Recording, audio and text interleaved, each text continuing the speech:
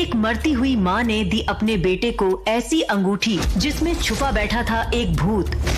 राजकुमारी Lara आखिर क्यों मारना चाहती है अपने होने वाले पति को, 10 सिर वाले हाथी को? सिर्फ अपने एक हाथ से धूल चटाने वाले महायोद्धा की शक्तियाँ आखिर क्यों छीन ली गई? आखिर क्यों औरतों ने उसके ऊपर चूड़ियाँ फेंककर उसे कहा नामर्द? 20 करोड़ लोगों के दिलों में सनसनी मचा चुकी ये ऑडियो कहानी, जिसे लोगों ने पैसे खर्च करके सुना, वो आज से सिर्फ आपके लिए है बिल्कुल मुफ्त। तो अभी डाउनलोड करें पॉकेट FM और सुने सुपर योद्धा। अरे घोड़ों की रेस में गधे कब से दौड़ने लगे? क्यों ध्रुव, तुम मेरे स्वयंवर में क्या कर रहे हो?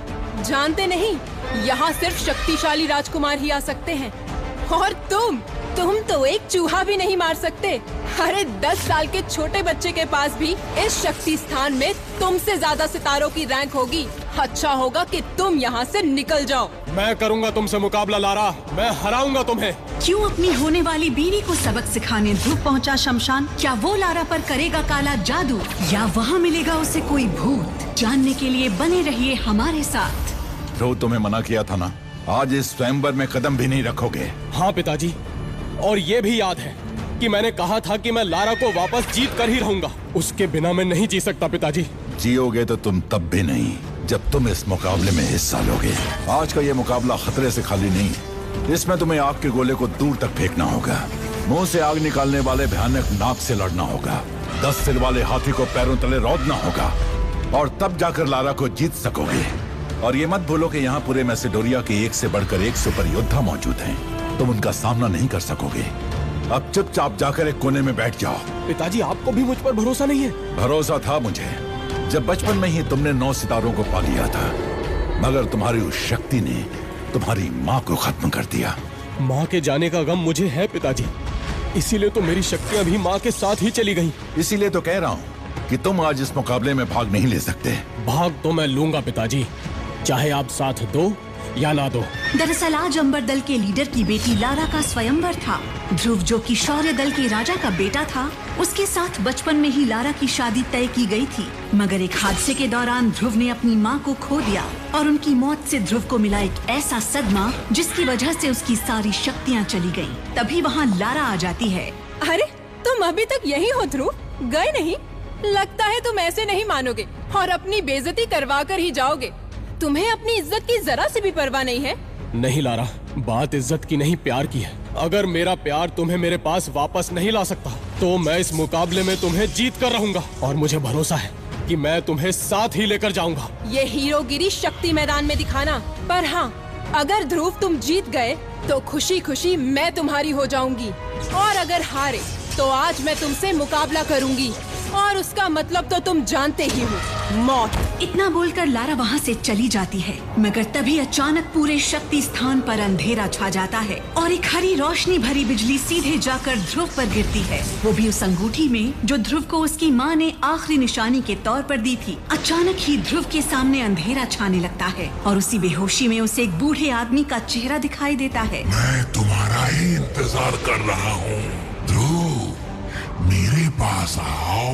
वहाँ बैठे किसी भी इंसान को समझ नहीं आ रहा था कि आखिर ये कैसे मुमकिन था, और इस हिसाब से ध्रुव को मुकाबले से बाहर होना होगा। लेकिन एक नियम ये भी था कि लारा, यानी कि जिसका स्वयंवर है, वो चाहे तो किसी भी प्रतियोगी को एक और मौका दे सकती है। लारा, बस एक मौका प्लीज। अब बारी थी लारा के फैसले की, और तभी लारा अपना फैसला सुनाती है।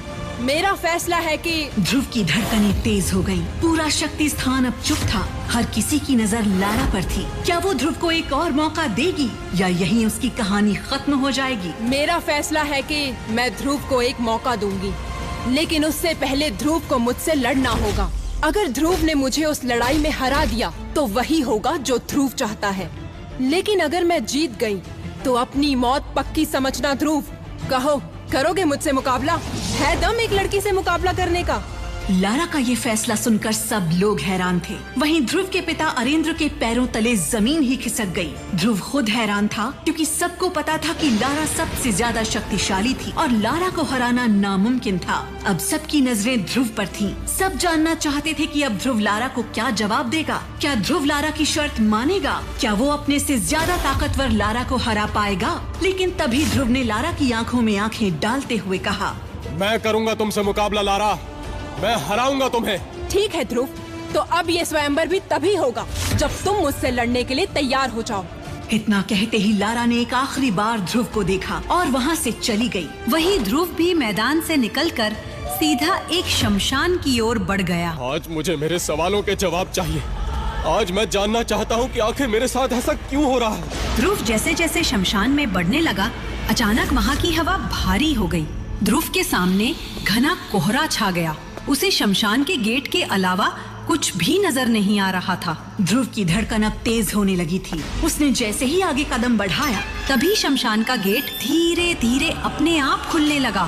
ये देखकर ध्रुव के पसीने छूट गए, लेकिन उसके कदम नहीं रुके। उस आवाज को सुनकर ध्रुव वहाँ से भागा और सीधा एक समाधि से लिपट गया। ध्रुव ने जैसे ही उस समाधि को छुआ, शमशान का पूरा माहौल बदल गया। जो घना कोहरा चारों ओर था वो छट गया था।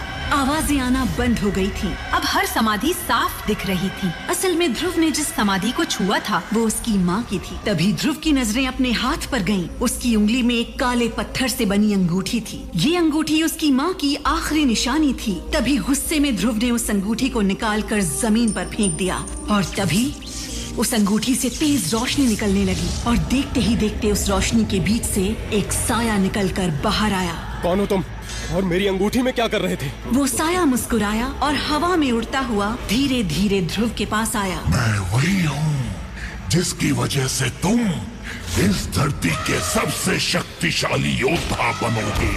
झूठ मत बोलो। मैंने जब से ये अंगूठी पहनी है तब से मेरी ये हालत है।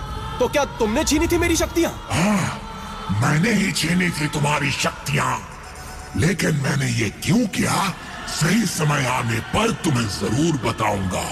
फिलहाल इतना जान लो, अब अगर तुम्हें अपनी शक्ति वापस चाहिए तो तुम्हें मुझे अपनाना होगा।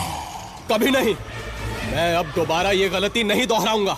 मैं उस अंगूठी को कभी नहीं पहनूंगा। क्या तुम नहीं चाहते कि लोग तुम्हारी फिर से इज्जत करें? क्या तुम लारा को हराना नहीं चाहते? और क्या तुम दोबारा एकलव्य नहीं बनना चाहते? क्या सच में मैं लारा को हरा पाऊंगा? क्या मैं फिर से एकलव्य बन पाऊंगा? एकलव्य तो क्या, मैं तुम्हें एकलव्य से भी महान योद्धा बना दूंगा ध्रुव। लेकिन इसके लिए तुम्हें एक कीमत चुकानी होगी। कैसी कीमत? इसके बाद जो विदुर ने ध्रुव से कहा वो सुनकर ध्रुव के पैरों तले जमीन सरक गई। तो आखिर किस कीमत की बात कर रहा था विदुर? ध्रुव की शक्तियाँ छीनने के बाद अब क्यों करना चाहता है विदुर ध्रुव की मदद? क्या सच में विदुर लौटा सकता है ध्रुव की शक्तियाँ? और सबसे बड़ा सवाल, क्या ध्रुव दे पाएगा अपनी होने वाली बीवी लारा को मां? इन सभी सवालों के जवाब जानने के लिए अभी डाउनलोड करिए पॉकेट FM